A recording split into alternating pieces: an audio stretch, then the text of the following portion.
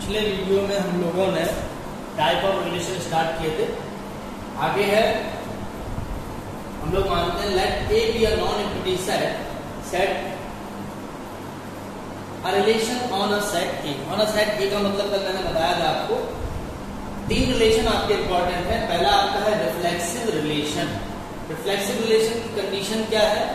If A comma A belongs to R for each A belongs to A is that A R to A. अगर कोई भी element आपका ए में belong कर रहा है, अगर वो खुद के साथ related with itself for each element of A belongs to A, it is called reflexive relation. दूसरा आपका है सिमेट्रिक रिलेशन।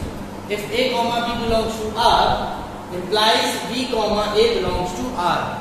अगर हमारे पास कोई भी दो एलिमेंट है A comma B belongs to R, आपका कोई भी एक ऑर्डर पेयर है, अगर वो रिलेशन में बिलोंग कर रहा है, अगर वो सिमेट्रिक रिलेशन है तो इसका इनवर्स ऑर्डर पेयर यानी B comma A belongs to R भी होगा। For all A comma B belongs to A, यानी कि ये ए और बी जितने भी एलिमेंट आपके ऑर्डर पेयर में यूज होंगे, obviously they all are belongs to set A. क्या मतलब है इसका? अगर आपका कोई भी एलिमेंट ए अगर बी से रिलेट है तो बी आर ए यानी बी भी ए से रिलेट होगा for all A comma B belongs to A. अगला आपका है ट्रांजिटिव रिलेशन। ट्रांजिटिव रिलेशन में क्या है? If A comma B belongs to R and B comma C belongs to R implies a comma c belongs to r for all a comma b comma c belongs to a। Obviously ये element आपके set ए से ही belong करने चाहिए।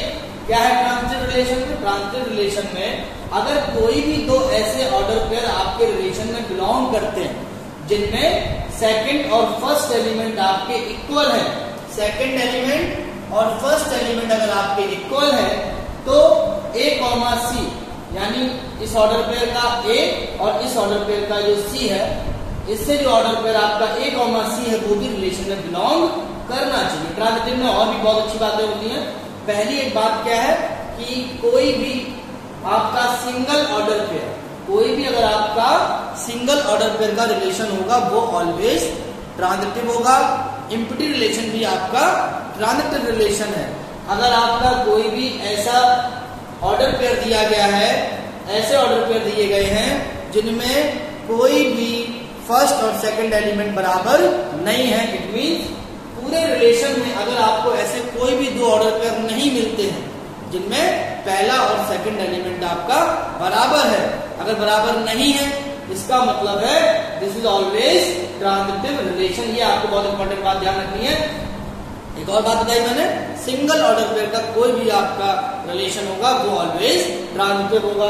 इसके बाद हम लोग यहाँ पर डेफिनेशन देख लेते हैं। ट्रांजिटिव में क्या बताया मैंने? अगर आपका ए रिलेटेड टू बी है, बी रिलेटेड टू सी है तो ए बी सी से रिलेट होगा। अगला आपका इंपॉर्टेंट रिलेशन आता है equivalence relation.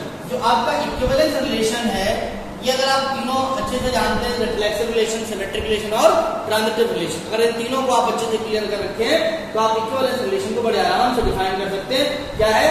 Any relation on a set A is called equivalence relation if it is reflexive, symmetric and transitive. यानी कोई भी ऐसा रिलेशन जो रिफ्लेक्सिव भी है, सिमेट्रिक भी है और ट्रांजिटिव भी है, ऐसे रिलेशन को इक्विवेलेंस रिलेशन बोलते हैं।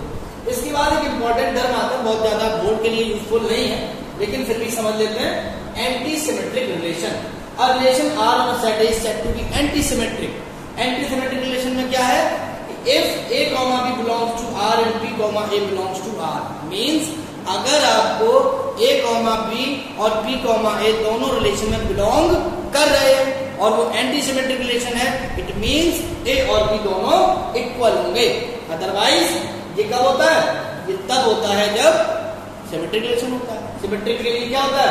For all A comma B and B comma A belongs to R, ये अगर दोनों मुझे अगर ऑर्डर पे अगर रिलेशन में बिलोंग करते हैं तो ऐसे रिलेशन को हम लोग सिमेट्रिक रिलेशन बोलते हैं। लेकिन अगर वो एंटी सिमेट्रिक रिलेशन होगा तो ये दोनों बिलोंग कर रहे होंगे, इसका केवल एक ही मतलब है कि ए और बी दोनों बराबर होंगे।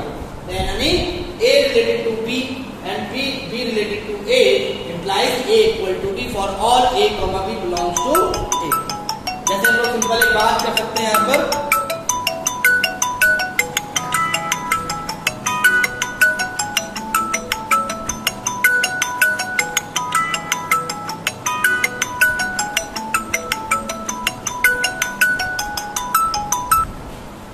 ठीक है।